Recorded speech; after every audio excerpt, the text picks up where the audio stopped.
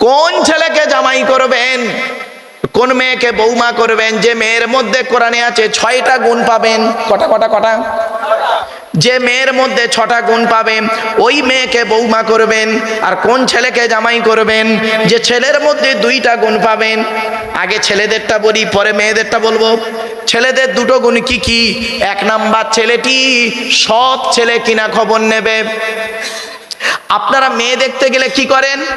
মেয়েটা নামাজ পড়ে কিনা, কোরআন পড়ে কিনা, মেয়ে কটা প্রেম করেছে সব খবর রাখেন। মেয়ের বাপ, মেয়ের মা, মেয়ের গোষ্ঠী কেমন দেখেন। তা ছেলে দেখতে গিয়ে কই ছেলেটার তো দেখেন না। ছেলেটা কোরআন পড়তে পারে কিনা, ছেলেটা নামাজ পড়তে পারে কিনা, ছেলেটার চরিত্র ঠিক আছে না, কটা মেয়ের নষ্ট করেছে, ছেলের বাপ মা ভালো কিনা। খালি ছেলের টাকা দেখলেই, বাড়ি দেখলেই বিয়ে দিয়ে দেন। খবরদার, এটা করবেন না। উভয়কে ভালো করে দেখে নেবেন। রাগ করবেন না কেউ, বাস্তবটাই বলে গেলাম। চলে না? অসুবিধা হচ্ছে? চলো, 1 নাম্বার, ছেলেটি সৎ ছেলে কিনা খবর নেবে। আচ্ছা, সৎ কাকে বলে? বক্তব্য শুরুতেই আমি বলেছি সৎ কাকে বলে, মনে পড়ছে আপনাদের? 2 ঠোঁটের মাঝখানে 2 রানের বীজখানে, মনে পড়ছে মা? 2 নাম্বার হলো ছেলেটি কর্মী কিনা খবর নেবেন, পরিশ্রমী ছেলে কিনা খবর নেবেন। বাপের হোটেলে খায় এমন ছেলেকে জীবনে জামাই করতে যাবেন না। ছেলেটা কি ইনকাম করে একটু খবর নেবেন। এবার আসছি, কোন মেয়েকে বৌমা করবেন। কোরআনে আছে যে মেয়ের মধ্যে 6টা গুণ পাবেন। কটা কটা? যে মেয়ের মধ্যে 6টা গুণ পাবেন ওই মেয়েকে বৌমা করবেন। মুসলিমাতিন, মুমিনাতিন, কনিতাতিন, তাইবাতিন, আবিদাতিন, সাইহাতিন, সাইয়্যিবাতিন ওয়া আবকার। কোরআনের আয়াত গো বাপ। 28 নম্বর পারার 19 নম্বর পৃষ্ঠার 11 নম্বর লাইন, সূরার নাম সূরা তাহরিমের 5 নম্বর আয়াত। 1 নাম্বার, মেয়েটি মুসলমান কিনা খবর নেবে। 2 নাম্বার, মেয়েটি বিশ্বাসী মেয়ে কিনা খবর নেবেন। 3 নাম্বার, মেয়েটি কনিতাতিন, আনুগত্যশীলা মেয়ে কিনা খবর নেবেন। দূর থেকে খবর নিয়ে দেখবেন মেয়েটি ওর বাপ আর মাকে ভক্তি শ্রদ্ধা করে কিনা খবর নেবেন। দূর থেকে খবর নিয়ে সঠিক তথ্য যদি আপনারা পেয়ে যান মেয়েটি ওর বাপ আর মাকে ভক্তি শ্রদ্ধা করে না, ও যত সুন্দরী মেয়ে হোক, খবরদার ওই মেয়েকে জীবনে কোনোদিন বৌমা করবেন না।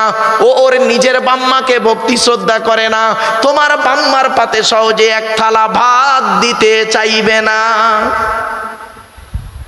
বর্তমান সময়ে বেশিরভাগ মেয়ের সংসার নষ্ট হয়।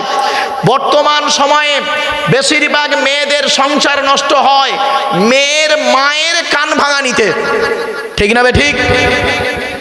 যে মেয়ের মা যত বেশি চালাক, যে মেয়ের মা যত বেশি চালাক, ওই মেয়ের কপালে তত তাড়াতাড়ি তলাক।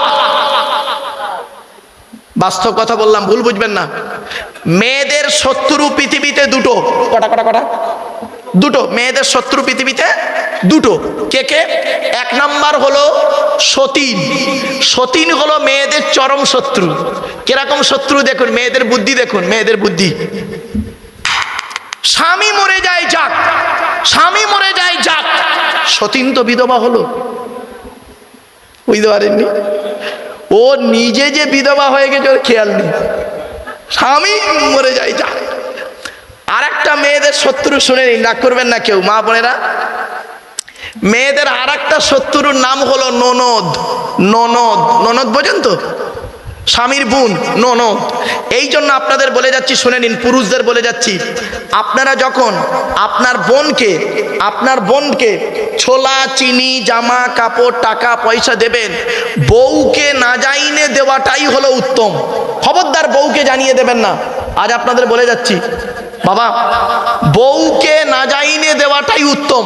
আরে অনেকে আছে দেখবেন বউ পাগলা বিবির গোলাম, বউ পাগলা বিবির গোলাম, বোনকে একটা শাড়ি দিচ্ছে, বোনকে একটা শাড়ি দিচ্ছে বউকে জানিয়ে, জানো সোনা এইটা বোনকে দিচ্ছি, ওর কলজে ফেটে যাবে।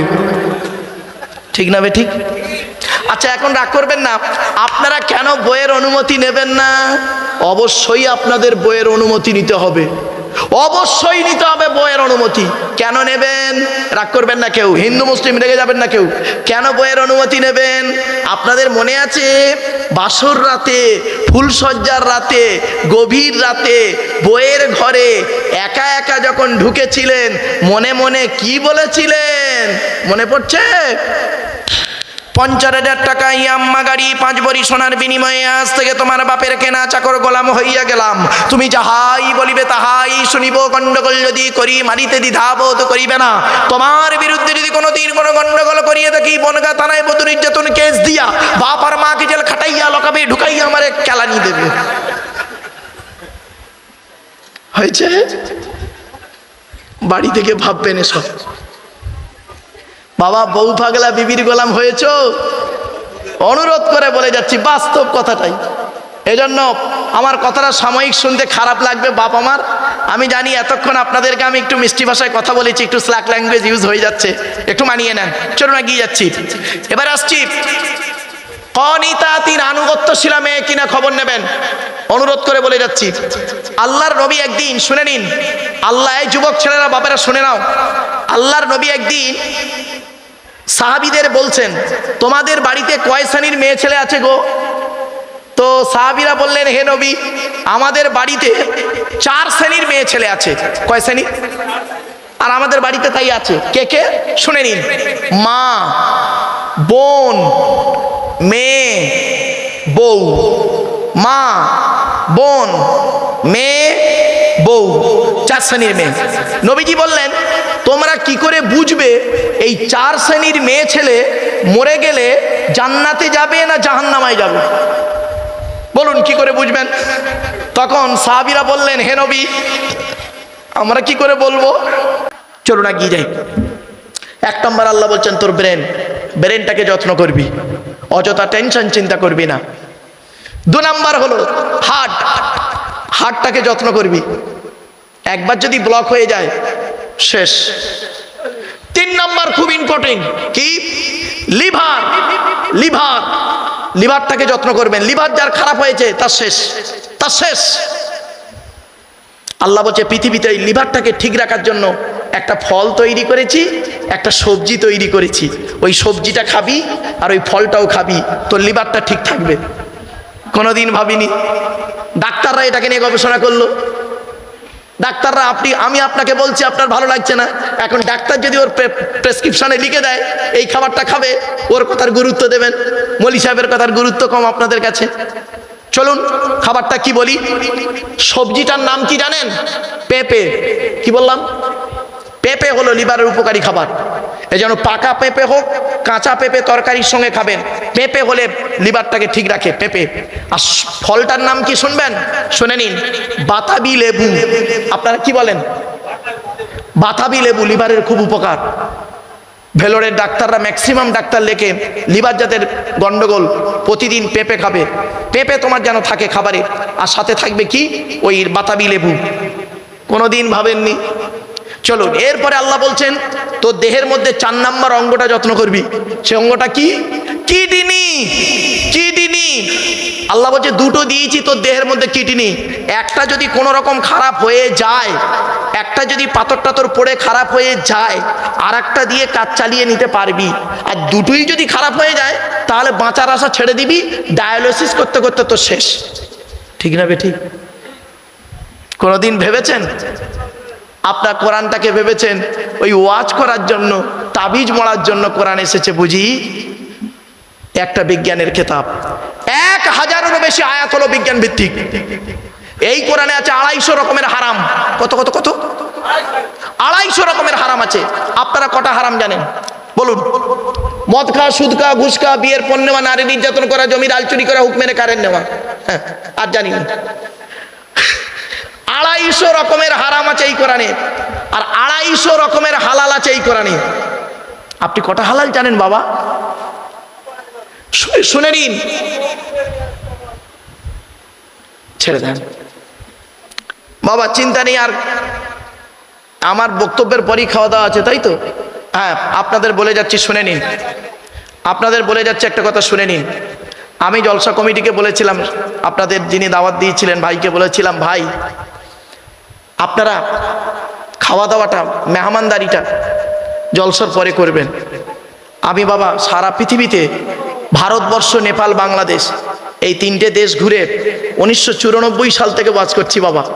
2025, 31 বছর আমার জলসা জীবনের অভিজ্ঞতা। সারা পৃথিবীতে 42,000 বক্তব্য রেখেছি আমি। তো সেই এক্সপিরিয়েন্সকে সামনে রেখে বলছি, শুনে নিন। পশ্চিম বাংলার মধ্যে একটা জেলা হলো জলসার জন্য উত্তম। একটা জেলা আমার জীবনে, একটা জেলা হলো উত্তম জলসা। কে? জেলাটার নাম বলছি, শুনে নিন। পূর্ব বর্ধমান। কি বললাম? পূর্ব বর্ধমান। বর্ধমান নাম শুনেছেন তো? পূর্ব বর্ধমান। ওদের জলসার নিয়ম কি শুনুন, শুনলে চমকে যাবেন। ওদের জলসার নিয়ম হলো রাত 11টা পর্যন্ত জলসা। 11টার 1 মিনিট ওপারে যাবে না। আর বক্তা বেশি করে না, একটাই বক্তা। আমার যত জলসা থাকে আমি ওখানে গিয়ে 7টায় পৌঁছাই। 7টায় পৌঁছে গিয়ে এশার নামাজ পড়ি। এশার নামাজ পড়ে একদম ঘড়ি ধরে কাঁটায় কাঁটায় 8টায় মাইকে উঠি। 11টার আগেই দোয়া হয়ে যায়। ওইখানে বসিয়ে 10, 12, 15,000 লোক একসঙ্গে খাওয়া দাওয়া করে বাড়ি চলে যায়। শরীর ভালো, মন ভালো, পেট ভালো। এজন্য আপনাদেরকে বলি, এই বনগাঁ এলাকায়, নদিয়া, চাকদা, বনগাঁ, এই রানাঘাট, কৃষ্ণনগর, এই সব এলাকাতে কি হয় জানেন? বক্তা এইদিকে ওয়াজ করছে, এখানে লোক কম। খাওয়ার ওখানে গিয়ে দেখবেন 500-700 লোক লাইন দিয়ে আছে। খবরদার করবেন না, পরিষ্কার বলে দেবেন, জলসা বেশি রাত করবেন না। জলসা যখন করবেন, আপনাদের বলে যাচ্ছি, নতুন তো অনেক দিন পরে করছেন, জলসা যখন করবেন একদম ঘড়ি ধরে 11টা থেকে 11:30টার মধ্যে কমপ্লিট। 11টা থেকে 11:30টার মধ্যে কমপ্লিট করবেন, করে ওখানেই বসিয়ে ওইখানেই খাওয়া দাওয়া দেবেন।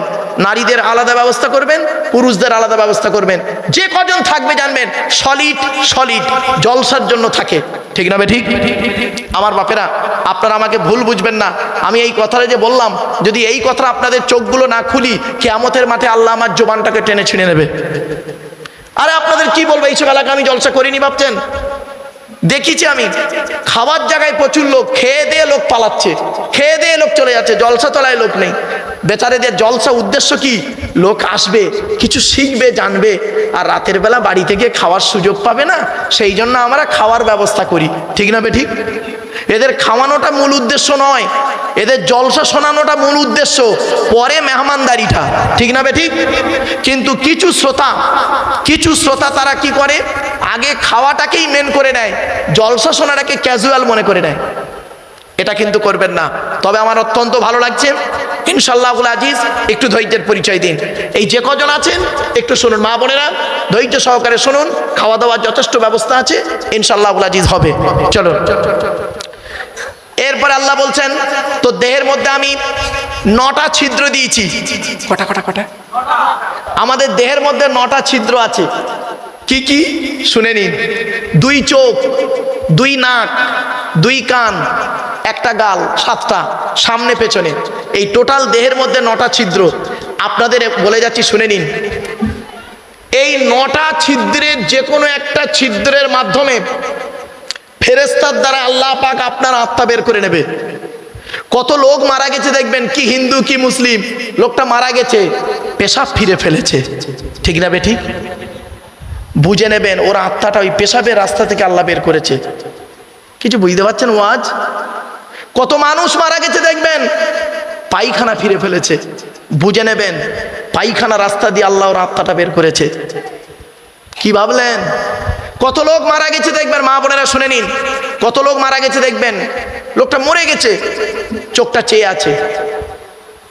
কত লোক মারা গেছে দেখবেন, লোকটা মরে গেছে, গালটা হাঁ করে আছে। কত লোক মরে গেছে দেখবেন, ঘাটটা বেঁকে আছে, হাতটা খিচে আছে। আবার কত লোক দেখবেন মরে গেছে, দেখলে মনে হবে লোকটা ঘুমিয়ে আছে। কিভাবে মরতে চান? ইমানের সঙ্গে যদি মরতে চান, দয়া করে কিছু কথা শুনে যান, কোরআন হাদিসের কথা শুনে আমল করে বাড়ি যান। বাপ, অনুরোধ করে বলে যাচ্ছি, কবরে শুতে হবে আমাদের, কবর কাউকে ছাড়বে না।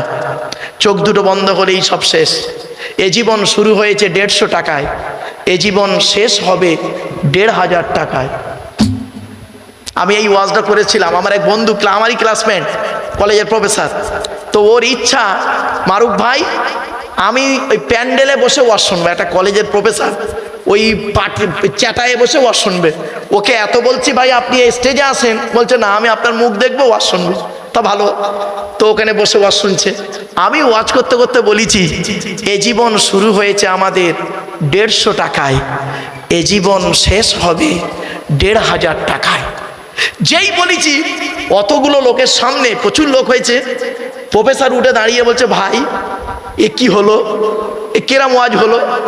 আমাদের জীবন শুরু হয়েছে 150 টাকায় আর আমাদের জীবন শেষ হবে 1500 টাকায়, এ কি করে হলো? আমি নিজে প্রফেসর, আমার বউ প্রফেসর, আমার বাপ প্রফেসর, মা প্রফেসর, আমরা 4 জন মিলে প্রফেসর বাড়িতে। সরকার আমাদের 1 মাসে 5 লাখ টাকা মাইনে দেয়, তা আপনি বলছেন 1500 টাকায়, 150 টাকায় শুরু, 1500 টাকায় শেষ। অতগুলো লোকের সামনে আমি উত্তরটা দিয়েছিলাম, আপনাদের দেবো? দেবো? শুনে নিন। অতগুলো লোকের সামনে বলেছিলাম বন্ধু বন্ধু, যেদিন মায়ের পেট থেকে এসেছিলেন সেদিন সব থেকে দামি কাপড়টা কে কিনে দিয়েছিল? তো বলছে আমার আব্বা। কত দাম ছিল? বলছে কত হবে, 100 থেকে 150 টাকা। কাপড়টা নিজে পরতে পেরেছিলেন? বলছে তা আবার পারি, অন্যেই পরিয়ে দিয়েছিল। আল্লাহ বলছে আব্দুল্লাহ গিল মারুফ, মায়ের পেট থেকে এলি জীবনের প্রথম কাপড়, তার দাম 150 টাকা, নিজে পরতে পারলি না, অন্যেই পরিয়ে দিল। আর জীবনের শেষ কাপড় নাম হলো তার কাপন, কাপন, কাপন, তার দাম 1500 টাকা, নিজে পড়তে পারবি না, অন্যেই পরিয়ে দেবে। তো এ জীবন শুরু হলো তোর 150 টাকায়, এ জীবন শেষ হবে 1500 টাকায়। আর বাকি যা হাত পা মুখ চোখ কান দিয়ে বিবেক বুদ্ধি দিয়ে গাড়ি বাড়ি জায়গা জমি টাকা পয়সা করেছিস, ওই সব গীতার সারাংশ হয়ে গেছে। গীতা, গীতা নাম শুনেছেন? আরে ভাই বলুন না, ওই গীতার সারাংশ হয়ে গেছে। গীতার সারাংশটা কি শুনে নিন। যারা অমুসলিম ভাই আমার শুনছেন একটু দয়া করে শুনুন বাড়িতে। গীতার সারাংশ কি? যা হয়েছে তা ভালোই হয়েছে, যা হচ্ছে তা ভালোই হচ্ছে, যা হবে তা ভালোই হবে। কি হারিয়েছে তোমাদের? কাঁদছো? কি হারিয়েছে কাঁদছো তুমি? ও স্বামী স্ত্রী ঝগড়া হয়েছে কাঁদছো? ছেলে ভাত দেয় না কাঁদছো? ভাই ভাই ঝগড়া হয়েছে কাঁদছো? ব্যবসায় লস হয়েছে কাঁদছো? শরীর অসুস্থ হয়েছে কাঁদছো?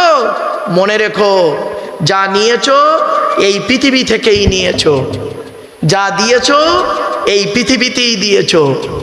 যেটা আজকের তোমার আছে গতকাল সেটা অন্যের ছিল, মানে তোমার বাপের ছিল। কিছু বুঝতে পারছেন? আজ তোমার আছে, তুমি আজ মারা যাও, আগামীকাল সেটা অন্যের হয়ে যাবে। কিছু বুঝতে পারছেন বাপ আমার? চলুন আর একটু এগিয়ে যাচ্ছি। ওয়াজ হলো এরই নাম গো বাপ, এরই নাম ওয়াজ। চলেন একটু একটু করে বলে দিচ্ছি।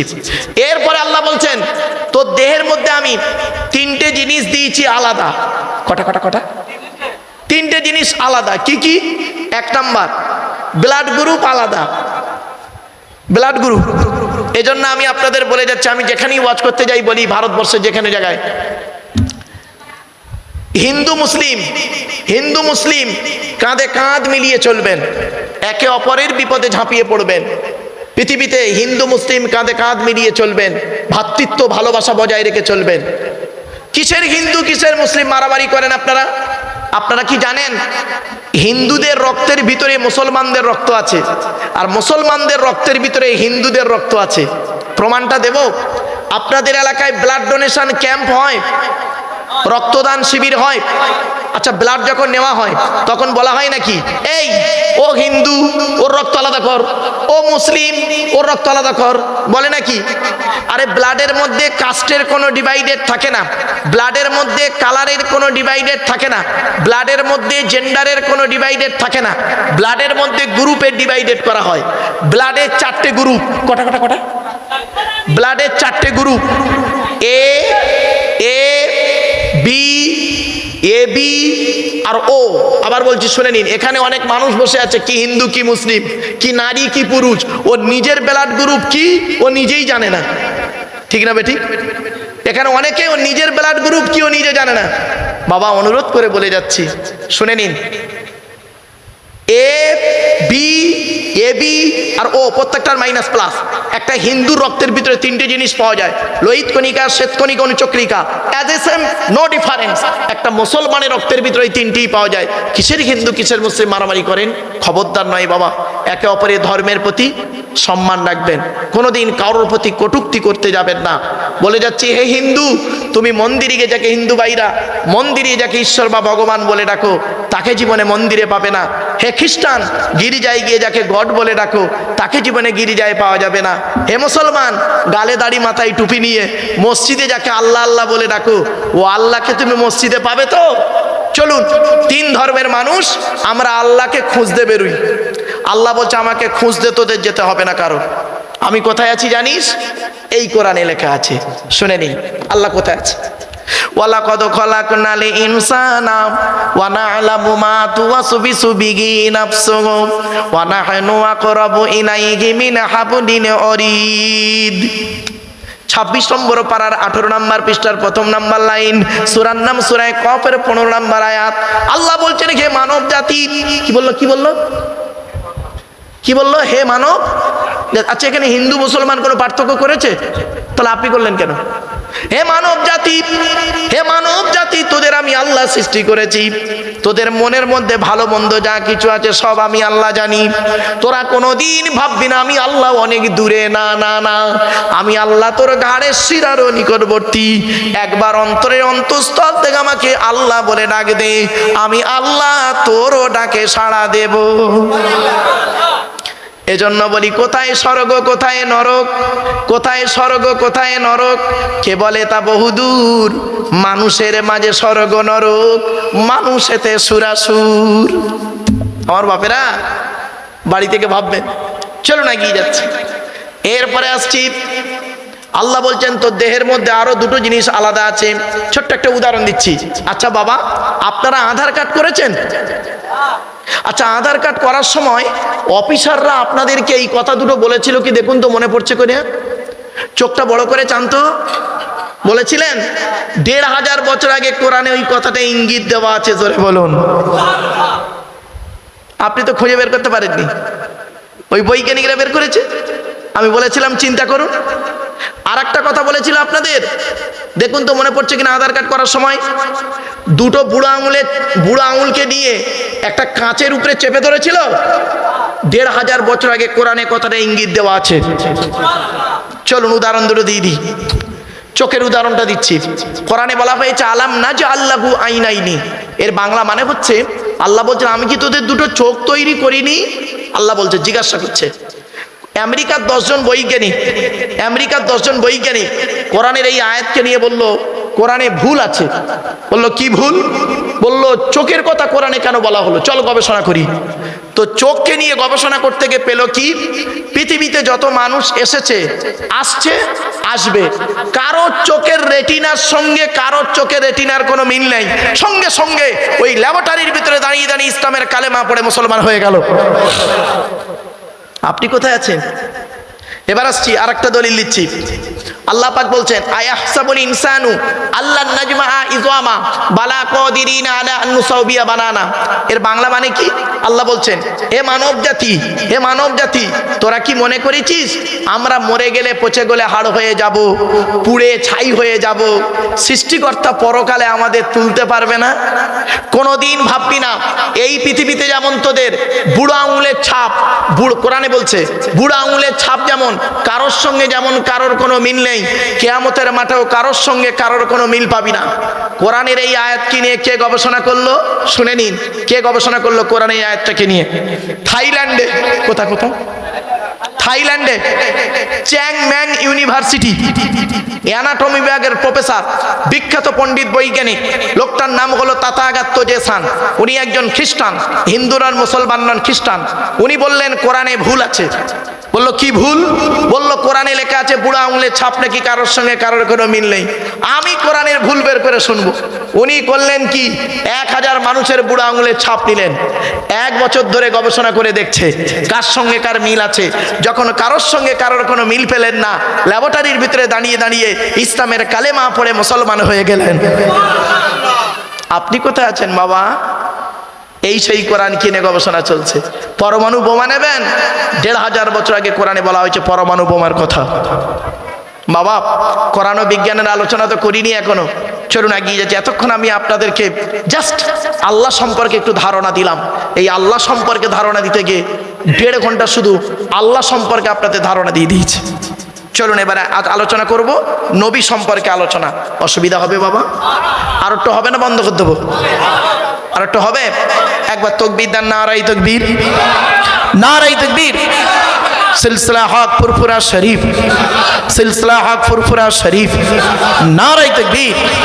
আমার বাপেরা চলুন একটু বুঝে নিন। বক্তব্য হলো জিনিস বুঝে নেওয়ার জিনিস, একটা একটা করে বুঝে নিন নবীদের। আচ্ছা আগে বলে দিই আল্লাহর কোরআনের আলোচনা, যেহেতু আল্লাহর আলোচনা শেষ করছি, এখানে দুটো আয়াত বলে দিই। আল্লাহ বলছেন, হে পৃথিবীর মানুষেরা, ওয়ালাউ আন্নামা ফিল আরদি মিন শাজারাতিন আকলামু ওয়াল বাহরু ইয়ামুদ্দুহু মিন বাদিহি সাবআতু আবহুরিম মা নাফিদাত কালিমাতুল্লাহ। আল্লাহ বলছে, পৃথিবীর সমস্ত বৃক্ষগুলোকে যদি কলম বানাস, সমুদ্রের পানি নিয়ে যদি কালি তৈরি করিস, আমার প্রশংসা লিখেও শেষ করতে পারবি না। অন্য আয়াতে আল্লাহ বলছেন, ওয়া ইন তাউদ্দু নি'মাতাল্লাহি লা তুহসুহা। আমার গুণগান তোরা যদি গণনা করতে শুরু করিস, গুণেও শেষ করতে পারবি না। আমার বাপেরা, এতক্ষণ আপনাদের কাছে আল্লাহ সম্পর্কে ধারণা দিয়েছি, এবারে নবী সম্পর্কে ধারণা দিচ্ছি, শুনে নিন। নবীদের পরিচয় হলো কটা বলেছিলাম? কটা? 3টে। আল্লাহর পরিচয় কটা বললাম? 4টে। নবীদের 3টে। যতদিন বাঁচবেন এগুলো মনে রাখবেন। নবীদের পরিচয় হলো 3টে। কি কি? 1 নাম্বার, যিনি নবী হবেন তার চরিত্র উত্তম হতে হবে। 2 নাম্বার, যিনি নবী হবেন তার উপরে আল্লাহর তরফ থেকে ওহী নাযিল হতে হবে। 3 নাম্বার, যিনি নবী হবেন তার দ্বারাই অলৌকিক ঘটনা ঘটতে হবে, একটা হোক বা 50টা হোক। পৃথিবীতে যত নবী এসেছেন প্রত্যেক নবীর মাধ্যমে আল্লাহ পাক 1 থেকে 50টার ভিতরে মুজিজা দিয়েছেন। আমার নবী, বিশ্ব নবী, কুল কায়নাতে রাসূল রাহমাতুল লিল আলামিন মুহাম্মদ সাল্লাল্লাহু আলাইহি ওয়াসাল্লামের মাধ্যমে আল্লাহ পাক পৃথিবীতে 1000-এরও বেশি মুজিজা দিয়েছেন। চলুন দেখি এবার নবীর পরিচয়টা দিই। আচ্ছা, আমাদের নবীর নাম কি? হযরত মুহাম্মদ মুস্তাফা সাল্লাল্লাহু আলাইহি সাল্লাম, তাই তো নাকি? আচ্ছা, নবী কোন বংশে জন্মগ্রহণ করেছেন? কুরাইশ বংশে, তাই তো? শুনে নিন, কার নাম কুরাইশ? তবে সুবহানাল্লাহটা জোরে বলতে হবে, পারবেন এবার? চলেন, কোন বংশ বললেন? কুরাইশ। চলুন, মুহাম্মাদের বাপের নাম আব্দুল্লাহ, আব্দুল্লাহর বাপের নাম আব্দুল মুত্তালিব, আব্দুল মুত্তালিবের বাপের নাম আব্দে মান্নাফ, আব্দে মান্নাফের বাপের নাম হাশেম, হাশেমের বাপের নাম কুসাই, কুসাইয়ের বাপের নাম কিলাব, কিলাবের বাপের নাম মুররা, মুরার বাপের নাম লুবাই, লুবাইয়ের বাপের নাম কাব, কাবের বাপের নাম গালিব, গালিবের বাপের নাম ফিগির, ফিগির থেকে কুরাইশ বংশ এসেছে। নবীর বাপের নাম আব্দুল্লাহ, মায়ের নাম আমিনা, দাদার নাম আব্দুল মুত্তালিব, দাদির নামটা কি? নেতিলা বিনতে কব্বাব ব্রাকেটে ফতেমা, কেউ বলেছেন সামিরা। নবীর নানার নাম হলো আব্দুল ওয়াহাব জুগুরি, নবীর নানির নাম হলো বারিরা বাবাররা, নবীর দুধমার নাম হলো হালিমা, নবীর দুধ বাপের নাম হলো হারেস, নবীর দুধ ভাইয়ের নাম আব্দুল্লাহ, নবীর বাপের নাম আব্দুল্লাহ, নবীর দুধ ভাইয়ের নাম আব্দুল্লাহ, দুটো যেন এক করে ফেলবেন না। নবীর জন্ম 570 খ্রিস্টাব্দে। ইংরেজি কি মাস ছিল? 29শে আগস্ট। কত বললাম? 29শে আগস্ট। আরবি মাস ছিল রবিউল আউয়াল মাস। 12 তারিখ মতান্তরী 9 তারিখ সোমবার শবে সাদেকের সময় আরবের মক্কা নগরী কুরাইশ বংশে নবীর জন্ম। নবীর বাপেরা হলো 10 ভাই, নবীর মায়েরা হলো 19 বোন। নবীর 9টা চাচা, 18টা খালা, 6টা ফুফু, 7টা ছেলে মেয়ে। চলো, নবীর 9টা চাচার নাম কি? বড় চাচার নাম হারেস, জুবায়ের, মোকাইম, ফাইদাক, জাইদাক, আবুল আগাব, হামজা, আব্বাস, আবু তলেব। নবীর বাপ হলো আব্দুল্লাহ। নবীর 7টা ছেলে মেয়ে। আমার মা বোনরা এবার শুনে নিন, কেউ রেগে যাবেন না দয়া করে। নবীর 7টা ছেলে মেয়ে, 3টে পুত্র সন্তান, 4টে কন্যা সন্তান। 3টে পুত্র সন্তানের নাম কি? বড় ছেলেটার নাম হলো কাসেম, তারপরের ছেলেটার নাম হলো তাহের বা তৈয়েব, ছোট ছেলেটার নাম হলো ইব্রাহিম। 4টে কন্যা সন্তানের নাম কি? বড় মেয়েটার নাম হলো জাইনাব, রুকাইয়া, উম্মে কুলসুম, ছোট মেয়েটার নাম হলো ফতেমা, যার সঙ্গে নবীজি হযরতে আলীর বিবাহ দিয়েছিলেন। ঠিক না বেঠিক? চলুন, হযরত আলীকে নবীজি কেন জামাই করতে গেলেন শুনে নিন। আল্লাহ পাক আলীর মধ্যে অনেক গুণ দান করেছিলেন, তার মধ্যে থেকে 2টো গুণ আপনাদের বলে যাচ্ছি। এই মা বোনেরা, বাবাজিরা, যুবক ভাইরা শুনে নিন, কোন ছেলেকে জামাই করবেন? যাই তাই ছেলেকে জামাই করবেন না। খালি একলা বাপের একটা ছেলে দেখে ছুটবেন না। সব একলা বাপের একটা ছেলে সমান নয়। যে ছেলের মধ্যে 2টো গুণ পাবেন, ওই ছেলেকে জামাই করবেন। আর কোন মেয়েকে বৌমা করবেন? যাই তাই মেয়েকে বৌমা করবেন না। খালি সাদা চামড়া দেখে ছুটবেন না। সব সাদা চামড়ার মেয়ে ভালো নয়। বাংলায় একটা কথা আছে দেখবেন, নদীর জল ঘোলা ভালো, জাতের মেয়ে কালো ভালো। রাগ করবেন না কেউ, একটু বোঝানোর সময়টা দিন।